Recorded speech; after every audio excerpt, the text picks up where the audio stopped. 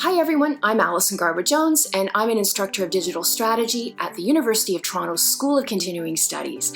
I'm here today to answer 4 follow-up questions that you had following my recent Knowledge Hub webinar called Content Marketing in Tough Times. So let's dig in. Question number 1. Alison, you shared with us that good content marketing isn't about selling. Would you consider your recent Knowledge Hub webinar an example of content marketing? Why or why not? The short answer to that is yes. Why do I say that? Because I think that the people who came to my webinar, and there were over 100 of you who came, I think so many of you wanted help understanding how your public-facing communications should respond to current events. And there's a ton going on right now, including a global pandemic, as well as civil rights protests and marches also happening around the world. Do we weigh in or do we stay silent? So good content marketing is always about anticipating your audience's most burning and toughest questions, the kind of questions that your C-suite usually doesn't even want to touch. But you need to address them because your audience expects it. So you need to answer them in an open and honest way in all your communications. So that was my goal. It was to give you guys relevant examples of both scenarios, companies weighing in and those who are going dark, and why. And then you could apply it to your own problem solving. So that, again, the essence of good content marketing is you want to change minds and hearts with authentic responses. You'll notice that at no point was I salesy with you. None of my webinar was about me trying to sell my skills in an obvious way, telling you that I'm a writer, I'm an illustrator, I do webinars, I even have a Shopify store. That didn't come into the equation. I wasn't telegraphing that you should hire me. I just wanted to share my experience as a thought leader with no strings attached. So if I can offer you any valuable insights, if I could gain your trust, I knew that I was approaching content marketing in the right way. Question number 2. Alison, you mentioned that 2/3 of customers only buy from brands who align with their beliefs. What are some ways that businesses can communicate in an authentic way what their beliefs and values are? Great question.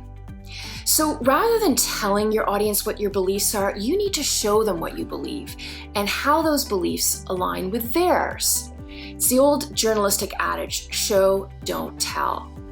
So for example, if your brand believes that racism, homophobia, and unconscious bias are dead wrong, you need to show your audience how you are rejecting those concepts in favor of things like diversity and more acceptance and championing all members of the human race. So Nike is a fantastic example of this. Yes, they've made some mistakes in the recent past in terms of the internal makeup of their organization. It tends to skew very male, very white. But they seem genuine in wanting to learn from past mistakes and in correcting old patterns and old myths about meritocracy. So every brand, including Nike, knows that all eyes are on them right now and they have to do the right thing. So I'll give you an example. Their #BeTrue campaign came out last month in June during Pride Month. And this particular campaign really shows the brand's beliefs in action. It's a video that's about 1:30 long, and it shows how they are supporting LGBTQ youth of all colors and backgrounds. I'm posting the links here so that you can watch the video. But basically, the message of it is keep fighting until we all win. And again, this piece of communication is not about product placement. It's this cinematic piece of storytelling that you just completely get swept up in and moved by because it shows what human potential is for the whole globe, essentially. I liked it because it makes you feel good about life, it makes you feel good about you, it makes you feel good, again, about human potential, and that in turn makes you feel good about Nike, the brand, and that is their hope. That's the way to communicate what your beliefs and values are to your audience. Question number 3. What are some of the best ways to measure success as it relates to content management?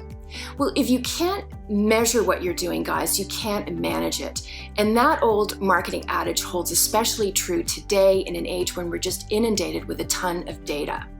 So to measure success, first you need to understand why you want to put something out into the world and where you want the needle on your business to move after you put it out into the world. So I recommend 3 steps to measure success.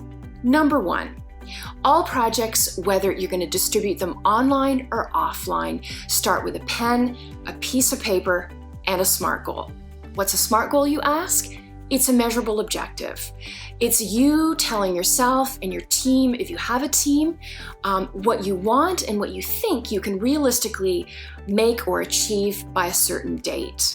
So for example, I want to sell 100 downloads of my new ebook by the end of this month. That is a SMART goal.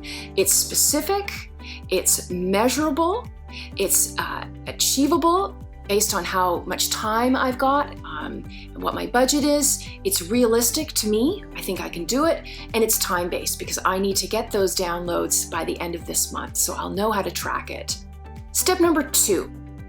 Once you've decided on your measurable objective, you need to identify what your KPI is, or your key performance indicator. The KPI is how you're going to measure your success. So in my case, I'm going to track revenue and sales from my downloads. Step number 3. After you've identified your KPI, you want to turn to a measurement tool like Google Analytics and identify what your measurable metric is going to be. So in my case, I'm going to track my success by keeping a close eye on the number of downloads I'm getting, on which social channels are sending the most traffic to my downloads page, and of course, what my revenue is, how that's building up or not. So to recap, first, start with a goal, identify the opportunities and be clear about the results that you're going for. Next, know what your KPI is. And then finally, you're going to dig into your metrics to track those downloads, hopefully, to see if they're happening, and then also to see if revenue is pouring in. Ka-ching! Finally, I'll leave you with a closing thought. In the immortal words of Yogi Berra, if you don't know where you're going, you'll end up someplace else. Question number 4. Is it possible to do effective content marketing with just my LinkedIn account? Or should I consider starting a blog or website? The short answer to that is yes, you can do effective content marketing on LinkedIn for sure. For that, you can use LinkedIn Publisher, which is their baked-in blogging platform, as opposed to posting to the newsfeed.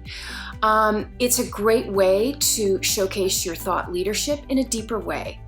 That post as well, if you post to LinkedIn Publisher, the post is going to be nailed to the wall of your profile and it won't just zoom by in the feed, in the news feed. So something to think about.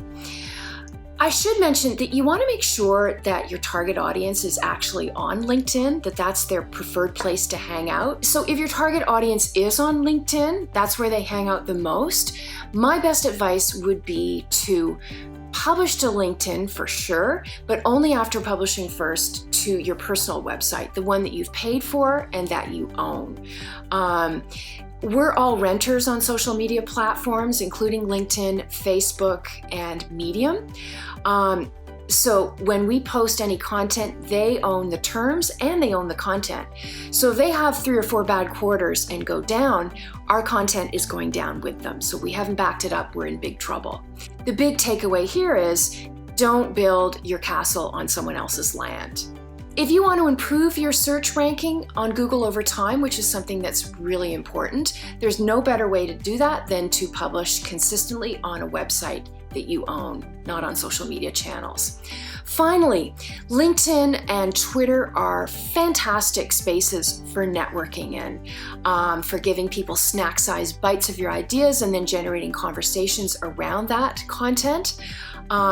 So social can drive networking, but it's not as good yet at driving conversions. Most conversions still happen on websites. That could change within the next 2 years, but you really want to focus on maintaining a website. Don't let the crickets start chirping there on your WordPress site, for example, and then syndicate your content, your blog post to all the social media channels that allow for blogging and where your audience is hanging out. That is an effective approach to content marketing.